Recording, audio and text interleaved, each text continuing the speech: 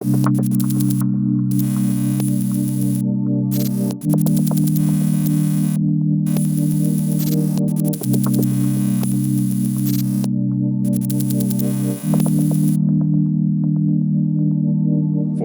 felicitations, malefactors.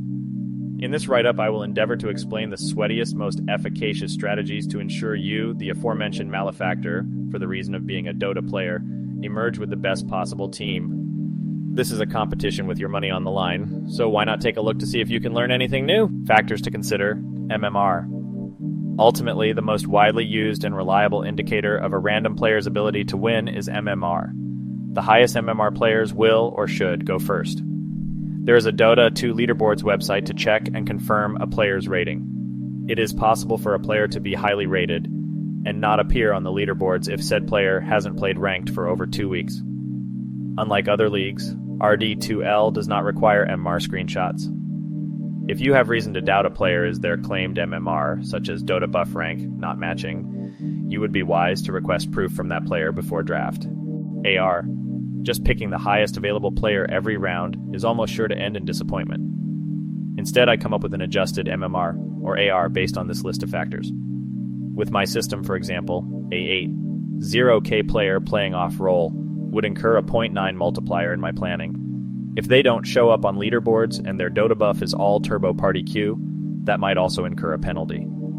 You can assign a certain multiplier based on your goals, such as PMA 1.1x, win streak 1.05x, specializes in meta heroes 1.07x, hero spammer 0.86x, etc. Role.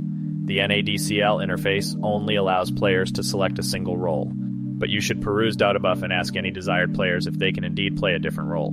Regardless, you want a team where everyone is completely happy with their role. Generally speaking, forcing a support to play core is worse than forcing a core to support. Take note of the hardest to acquire roles. If there is a shortage of mid laners, use your first pick on one so that when pick order comes back to you, you're not forced to settle.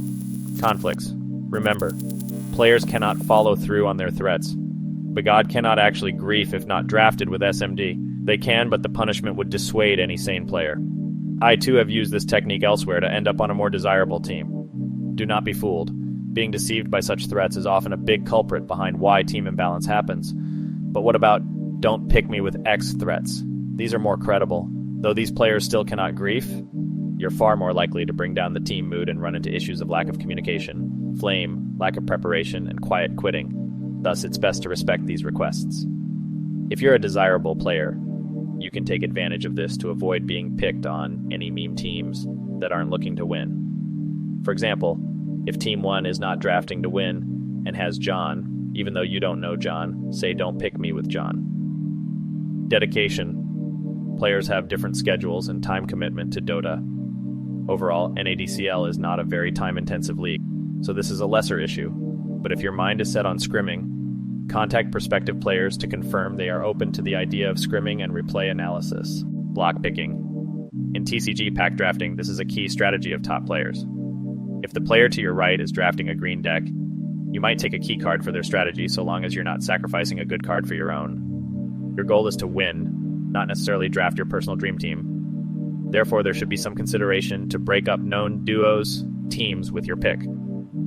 This is only a minor factor, but if you have the option between two rank 500s, one of which, is going to go to a very good team if passed up on, I would take that player. You better have a great reason to be taking a player who went out in the first round with a mediocre performance over a winning player that will go back to that winning team. Competitive experience. Watson, the longest running rank 1 player, took more than a year of officials to look like the rank 1 player he is. Back when I was on Portland Burnsiders, we were probably not even 6.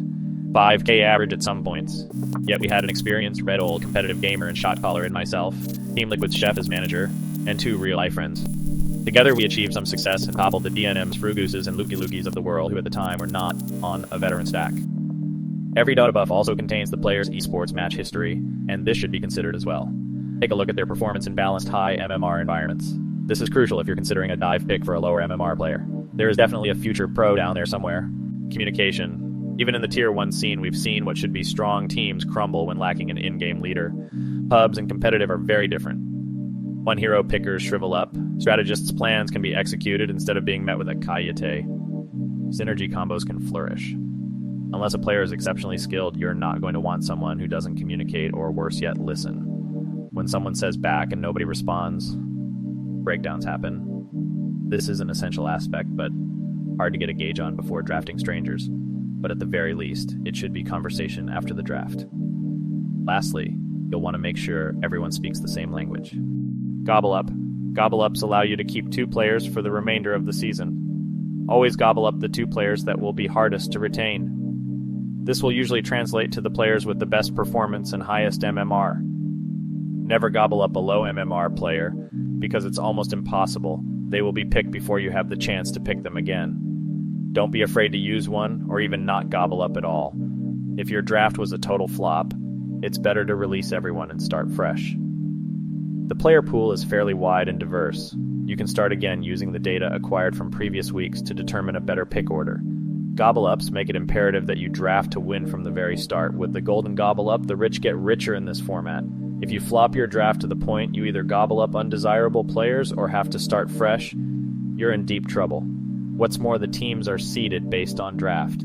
You want the strongest looking draft to avoid being seeded low, and the pro judges were quite accurate with that seeding.